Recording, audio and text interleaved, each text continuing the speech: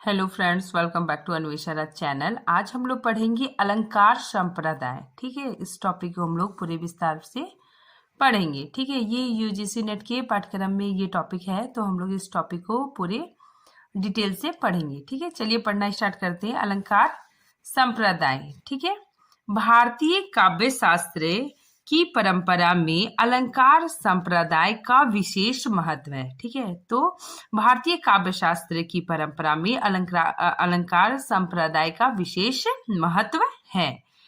अलंकार का अर्थ आभूषण। ठीक है, अलंकार का क्या अर्थ होता है? आभूषण, गहना।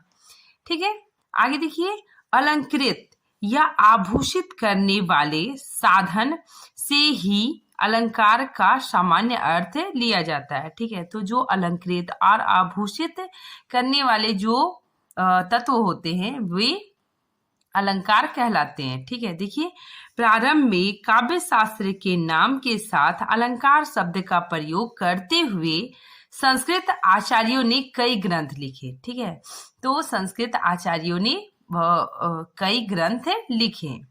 ठीक है, आगे देखिए, अलंकार काव्य का वह तत्व है जिससे काव्य अलंकृत होता है। ठीक है, तो अलंकार काव्य का वह तत्व है जिससे काव्य अलंकृत होता है। ठीक है, आगे देखिए, अलंकार संप्रदाय के प्रवर्तक आचार्य भामा को माना जाता है। ठीक है, तो ये काफी इंपॉर्टेंट क्वेश्चन है कि अलंकार संप्रदाय के प्रवर्तक कौन है? आचार्य भामा। ठीक है, आचार्य भामा को माना जाता है, जिनका समय 6ठी सदी है। ठीक है, किंतु इससे पहले, ठीक है, इससे पूर्व भरत मुनि के नाट्य शास्त्र में उपमा, रूपक, दीपक व यमक 4 अलंकारों का उल्लेख मिलता है। ठीक है, तो देखिए यहाँ पे बताया जा रहा है कि जो अलंकार संप्रदाय है इनके प्रवर्तक कौन है? भामा जी है। ठीक है, लेकिन इनसे पहले, ठीक है, इनसे पहले भरत मुनि के नाट्य शास्त्र में हमें अलंकार देखने को मिलते हैं। ठीक है, तो भरत मुनि के नाट्य शास्त्र में उपमा, रूपक, दीपक और यमक 4 अलंकारों का उल्लेख मिलता है। ठीक है, ये काफी इंपॉर्टेंट क्वेश्चन है। ठीक है, इसलिए मैंने यहाँ पे दोबारा लिखा है कि आचार्य भरत मुनि ने अपने नाट्य शास्त्र में 4 अलंकारों का उल्लेख किया है। ठीक है, उपमा, रूपक, दीपक व यमक। अलंकार संप्रदाय के प्रवर्तक कौन है? आचार्य भामा। ठीक है, ये काफी इंपॉर्टेंट क्वेश्चन है। नेक्स्ट देखिए, विभिन्न आचार्यों द्वारा अलंकार निरूपण। ठीक है, सबसे पहले आचार्य भामा जी कहते हैं कि अलंकार को काव्य का अनिवार्य तत्व माना है। ठीक है, तो इन्होंने अलंकार को काव्य का अनिवार्य तत्व माना है। ठीक है, तो आचार्य भामा कहते हैं कि न कांतमणि निभूषणम विभाति वनिता मुखम। ठीक है, इसका भावार्थ है कि सुंदर नारी का मुख भी आभूषण के बिना शोभा नहीं देता। ठीक है, तो आचार्य भामा क्या कहते हैं? अगर नारी सुंदर है, ठीक है, बहुत सुंदर है, लेकिन अगर वो आभूषण उसने धारण नहीं किया है तो वो सुंदर नहीं लगेगी। ठीक है, इसलिए यहाँ पे है कि सुंदर नारी का मुख भी आभूषण के बिना, ठीक है, आभूषण के बिना शोभा नहीं देता। वैसे ही कविता अलंकारों के अभाव में सुशोभित नहीं होता। ठीक है, तो ये कहते हैं कि वैसे ही कविता में अगर अलंकार का अभाव रहेगा तो वो मतलब अच्छा नहीं लगेगा। ठीक है, सुशोभित नहीं होता है।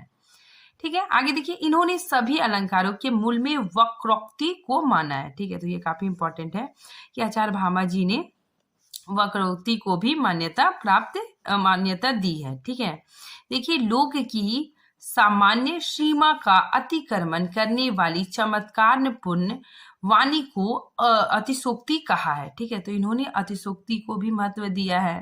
ठीक है, और इसी अतिशोक्ति को वक्रोक्ति माना है। ठीक है, देखिए, इनके अनुसार यह वक्रोक्ति अर्थ को विभा, आभा से युक्त करती है। ठीक है, नेक्स्ट देखिए, आचार्य भामा ने वक्रोक्ति को सभी अलंकारों का प्राण माना है। ठीक है, तो आचार्य भामा ने क्या किया है कि वक्रोक्ति को सभी अलंकारों के प्राण माना है।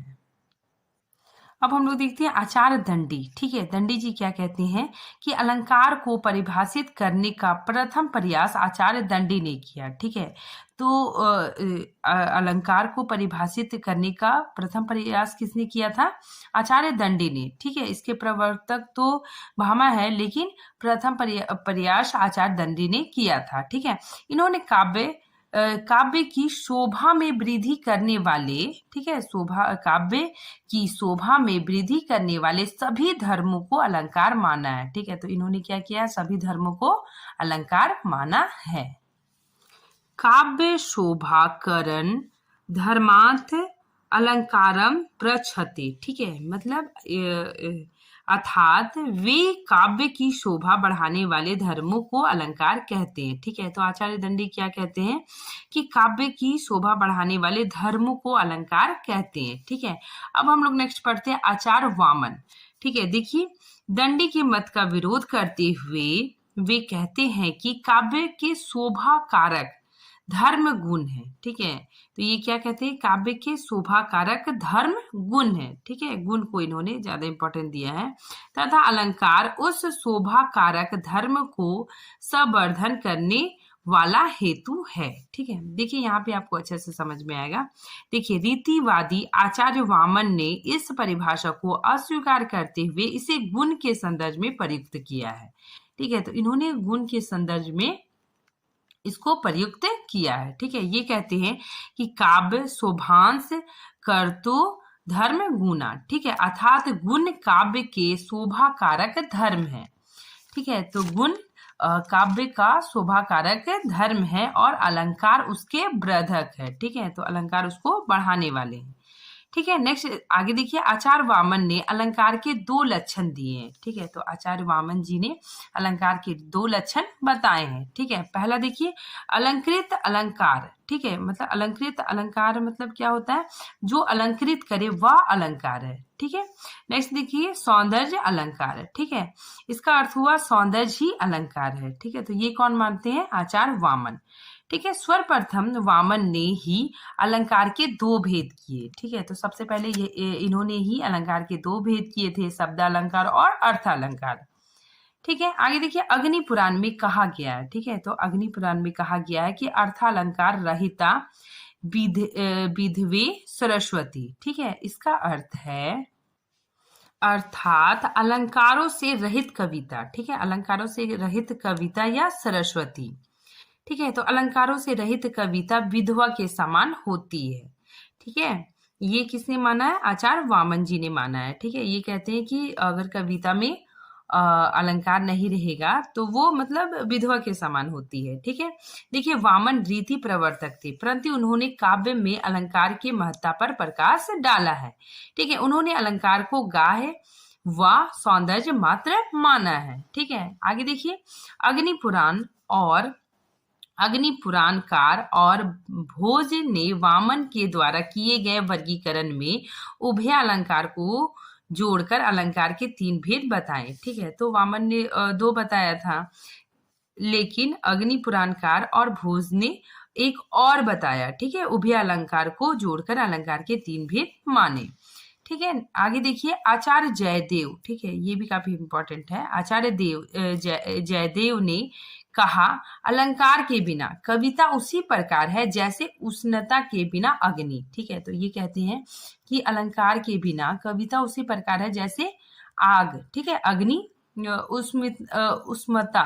ठीक है, मतलब गर्मी के बिना है।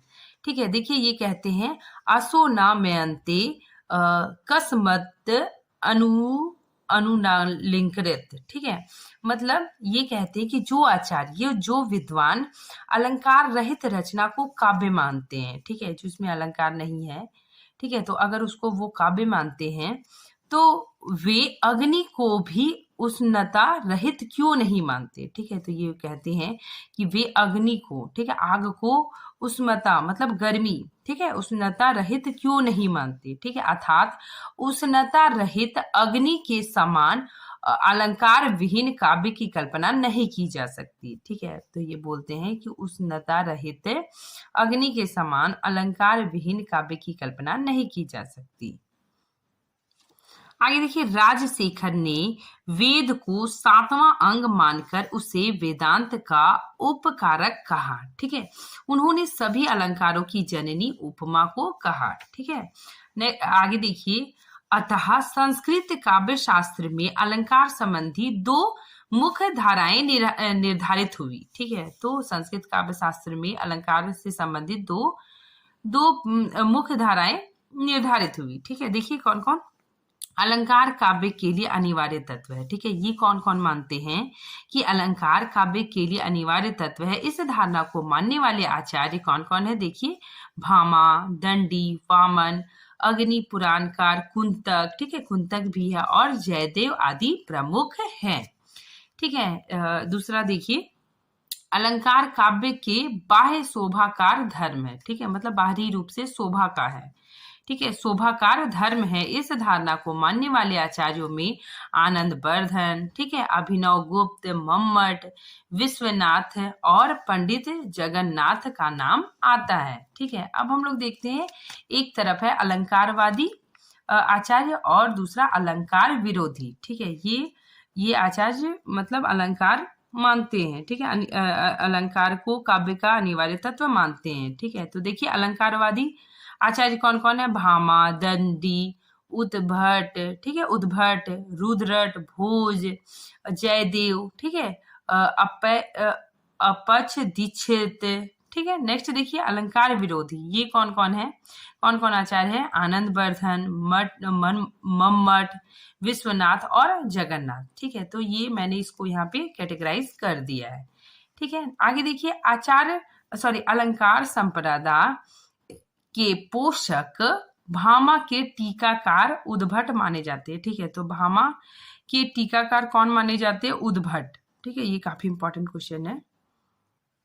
अब हम लोग देखते हैं हिंदी के विद्वानों का मत। ठीक है, देखिए, आचार्य भामा का अनुकरण करते हुए केशवदास, ठीक है, केशवदास ने कवि प्रिया में लिखा है। देखिए, केशवदास जी क्या कहते हैं, केशवदास जी रीतिकालीन कवि है। ठीक है, ये कहते हैं कि यद्यपि सुजाति, सुलक्षणी, सुबरन, सरस, सुवृत, भूषण बिनु न विराजही कविता वनिता मित। ठीक है, मतलब अर्थात ये कहते हैं कि अलंकार के बिना, कविता और आभूषण के बिना स्त्री शोभा नहीं पाती है। ठीक है, ये कहते हैं कि जिस तरह स्त्री आभूषण के बिना शोभा नहीं पाती है, ठीक है ना, स्त्री चाहे वह उत्तम जाति वाली हो, ठीक है, सुलक्षण, सुंदर रंग वाली, रसीली और अच्छे चरित्र वाली भी हो।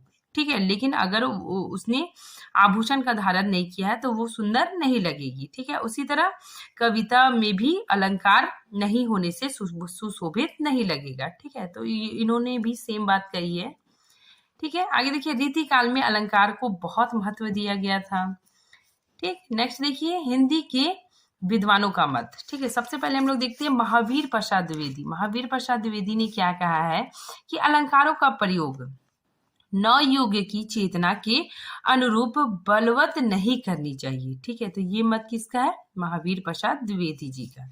ठीक है, नेक्स्ट देखिए, शुल्क जी। शुल्क जी क्या कहते हैं, इनके 2-3 मत हैं, तो मैंने 2 ही मत लिखा है। देखिए, आचार्य शुल्क कहते हैं कि मैं अलंकारों को केवल वर्णन प्रणाली मानता हूँ। ठीक है, नेक्स्ट देखिए, शुल्क जी का दूसरा मत, भावों का उत्कर्ष दिखाने और वस्तुओं के गुण और क्रिया का अधिक तीव्र अनुभव कराने में कभी कभी सहायक होने वाली युक्ति अलंकार है। ठीक है, तो ये कहते हैं कि कभी कभी सहायक होने वाली युक्ति अलंकार है। ठीक है, नेक्स्ट देखिए, पंत जी। पंत जी का क्या मत है कि अलंकार केवल वाणी की सजावट के लिए नहीं है। ठीक है, तो ये कहते हैं, पंत जी कहते हैं कि जो अलंकार है वो केवल मतलब वाणी की सजावट के लिए नहीं है, ये सजावट की वस्तु नहीं है, वो काव्य की अभिव्यक्ति के विशेष द्वार है। ठीक है, तो ये कहते हैं कि काव्य की अभिव्यक्ति का विशेष द्वार है। ठीक है, तो आज ये टॉपिक यहीं पे खत्म होता है। नेक्स्ट टॉपिक हम अगले वीडियो में बनाएंगे। तब तक के लिए थैंक यू।